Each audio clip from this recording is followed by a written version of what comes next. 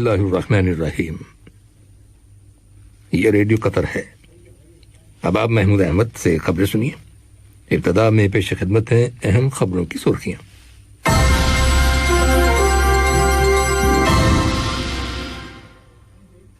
صاحب اسم امیر نے متعدد عرب اور اسلامی ممالک کے لیڈروں کے ساتھ عید الفطر کے موقع پر ٹیلی فون پر مبارکباد کا تبادلہ کیا ہے۔ آج قطر میں نرسنگ کا عالمی دن منایا گیا۔ یہ دن پوری دنیا میں ہر سال 12 مئی کو منایا جاتا ہے۔ وزارت صحت نے کہا ہے کہ ملک کے اندر کرونا وائرس پر قابو پانے کے معاملے میں حکومتی کوششوں اور عوام کی جانب سے تعاون کے نتیجے میں اب وائرس کے مریضوں کی تعداد میں بتدریج کمی واقع ہو رہی ہے۔ اور فلسطین کی مزاحمتی تحریک حماس اور اسرائیلی فورسز کے درمیان آج تیسرے روز بھی لڑائی جاری رہی، جس کے نتیجے میں اب تک 43 فلسطینی شہید جبکہ 5 اسرائیلی شہری ہلاک ہو گئے ہیں۔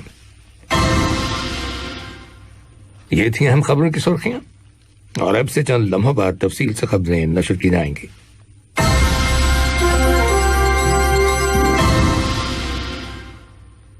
لیجیے اب آپ تفصیل سے خبریں سنیے۔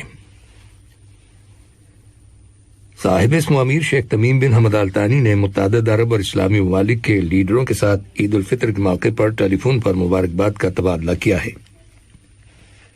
صاحب اسم امیر شیخ تمیم بن حمد آل ثانی نے سعودی عرب کے فرمانروا خادم الحرمین شاہ سلمان بن عبدالعزیز آل سعود، کویت کے امیر شیخ نواف احمد الجابر الصباح، اردن کے فرمانروا شاہ عبداللہ دوم، عراق کے صدر ڈاکٹر برہم صالح، ٹیونس کے صدر قیس سید، الجزائر کے صدر عبد المجید تبون، فلسطین کے صدر محمود عباس اور ترکی کے صدر رجب طیب اردوان کے ساتھ ٹیلی فون پر بات چیت کے دوران عید الفطر کی مبارکباد کا تبادلہ کیا ہے۔ امیری دیوان نے اعلان کیا ہے کہ صاحب اسم امیر شیخ تمیم بن حمد آل ثانی کل صبح الوجبہ پیلس کے پریئنگ ایریا میں شہریوں کے ساتھ عید الفطر کی نماز ادا کریں گے۔ امیری دیوان نے اس تمنا کا اظہار کیا ہے کہ یہ عید قطر، عرب اور اسلامی ملکوں کے لیے خوشیاں لے کر آئے گی۔ صاحب اسم امیر شیخ تمیم بن حمد آل ثانی کو قطر کی مشاورتی کونسل کے اسپیکر احمد بن عبداللہ بن زید المحمود کی جانب سے بھی عید الفطر کے موقع پر مبارکباد کا پیغام موصول ہوا ہے، جس میں انہوں نے اپنی اور مشاورتی کونسل کے ممبران کی جانب سے مبارکباد دی ہے، جبکہ صاحب اسم امیر نے انہیں مبارکباد کا جوابی پیغام ارسال کیا ہے۔ آج قطر میں نرسنگ کا عالمی دن منایا گیا۔ یہ دن پوری دنیا میں ہر سال 12 مئی کو منایا جاتا ہے۔ اس دن کے منانے کا مقصد نرسنگ کے عملے کی ان کوششوں اور کامیابیوں کو اجاگر کرنا ہے جو اس نے خاص طور پر موجودہ کرونا وائرس کے عالمی سطح پر حالات کے دوران حاصل کی ہیں۔ قطر کی وزیر صحت ڈاکٹر حنان محمد الکواری نے اس دن کے موقع پر قطر میں نرسنگ کے عملے کو مبارکباد دیتے ہوئے صحت عامہ کے شعبے میں ان کی صلاحیتوں کا ذکر کیا ہے، خاص طور پر کرونا وائرس کی موجودہ صورتحال اور چیلنجز کا مقابلہ کرنے کے لیے نرسنگ کے شعبے کی کارکردگی کی تعریف کی ہے۔ قطر کی وزارت اوقاف اور اسلامی امور میں رویت ہلال کمیٹی نے اعلان کیا ہے کہ آج ماہ رمضان کے روزے مکمل ہو گئے ہیں اور کل عید الفطر کا پہلا دن ہوگا۔ دریاسنا وزارت اوقاف اور اسلامی امور میں مساجد کے انتظامی شعبے نے کہا ہے کہ مساجد اور پریئر گراؤنڈز میں عید الفطر کی نماز کے اجتماعات کے دوران نمازیوں کو کرونا وائرس کی روک تھام سے متعلق احتیاطی تدابیر کا مکمل خیال رکھنا ہوگا۔ تمام نمازیوں کو فیس ماسک استعمال کرنے، انہیں اپنے مسلح ساتھ لانے اور سوشل ڈسٹینسنگ یعنی سماجی فاصلے کو برقرار رکھنے کی ہدایت کی گئی ہے۔ اس کے علاوہ تمام افراد کو اپنے سیل فون پر اعتراض ایپ کا گرین سٹیٹس دکھانا ہوگا۔ 12 سال سے کم عمر کے بچوں کے مساجد اور پریئر گراؤنڈز میں داخلے کی اجازت نہیں ہوگی۔ دریاسنا وزارت داخلہ نے کہا ہے کہ عید الفطر کی چھٹیوں کے دوران پولیس پیٹرولنگ میں اضافہ کیا جائے گا، خاص طور پر کمرشل کمپلیکسز کے گردنواں کے علاقوں میں، تاکہ کابینہ کی جانب سے منظور شدہ کرونا وائرس کی روک تھام کے معاملے میں احتیاطی تدابیر پر عمل درآمد کو یقینی بنایا جا سکے۔ عرب لیگ کا قطر کی صدارت میں ہنگامی وزارتی اجلاس منعقد ہوا ہے، جس میں 1 ارب وزارتی کمیٹی تشکیل دینے کا فیصلہ کیا گیا ہے۔ یہ کمیٹی مقبوضہ شہر بیت المقدس میں اسرائیلی حکومت کی غیر قانونی پالیسیوں اور کارروائیوں کے خلاف عرب ممالک کی جانب سے کیے جانے والے اقدامات کی پیروی کرے گی۔ مذکورہ کمیٹی میں وزارتی کونسل کے صدر قطر، عرب سربراہی کانفرنس کے سربراہ ملک تیونس کے علاوہ فلسطین، مصر، اردن، سعودی عرب اور مراکش کے نمائندوں اور عرب لیگ کے سیکریٹری جنرل شامل ہیں۔ اس ضمن میں قطر نے فلسطین کے عوام کی حمایت اور مدد اور مسلمانوں اور عیسائیوں کے مقدس مقامات پر جارحانہ کارروائیوں کی مذمت پر مشتمل حکومت کے مستقل موقف پر زور دیا ہے۔ عرب لیگ کے اجلاس سے خطاب کرتے ہوئے نائب وزیر اعظم اور وزیر خارجہ شیخ محمد بن عبد الرحمن آل ثانی نے قطر کے اس موقف سے آگاہ کیا۔ یہ خبریں ریڈیو قطر سے نشر کی جا رہی ہیں۔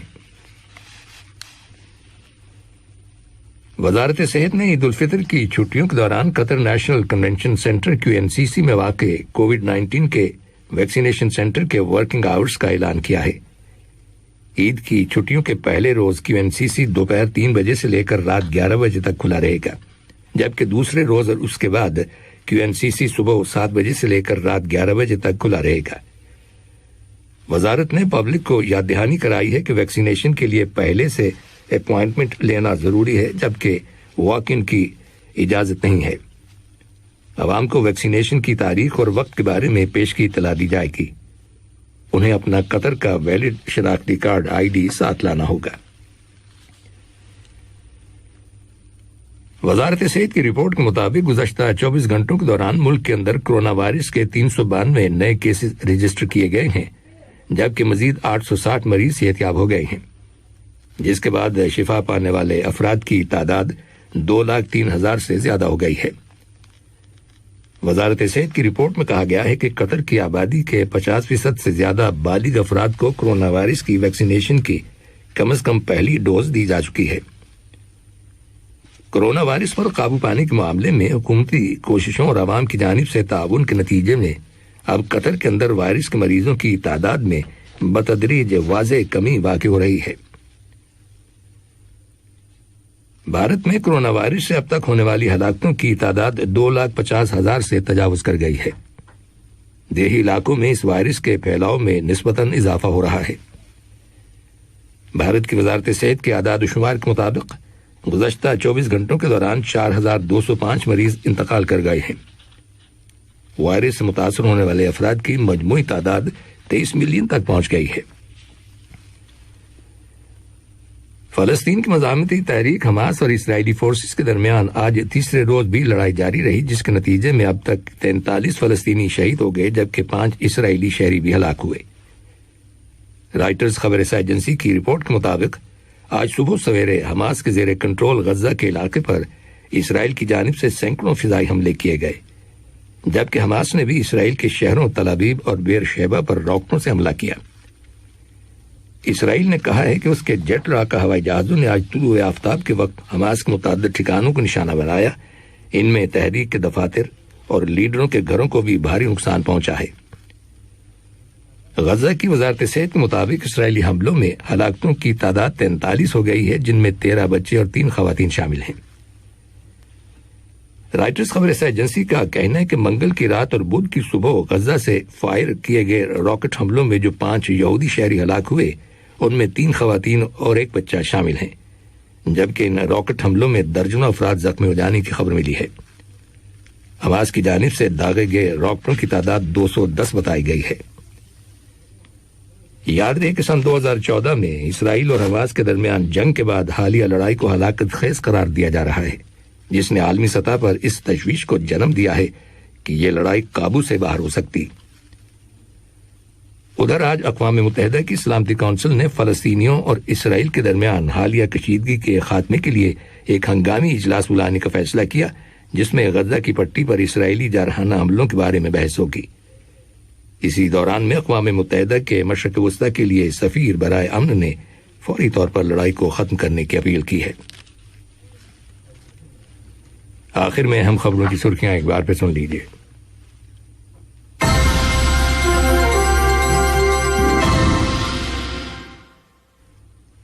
صاحب اسم امیر نے متعدد عرب اور اسلامی ممالک کے لیڈروں کے ساتھ عید الفطر کے موقع پر ٹیلی فون پر مبارکباد کا تبادلہ کیا ہے۔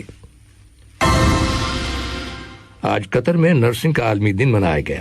یہ دن پوری دنیا میں ہر سال 12 مئی کو منایا جاتا ہے۔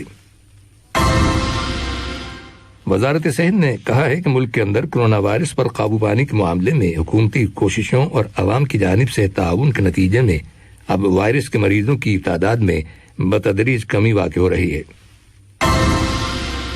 اور فلسطین کی مزاحمتی تحریک حماس اور اسرائیلی فورسز کے مابین آج تیسرے روز بھی لڑائی جاری رہی، جس کے نتیجے میں اب تک 43 فلسطینی شہید جبکہ 5 اسرائیلی شہری ہلاک ہو گئے۔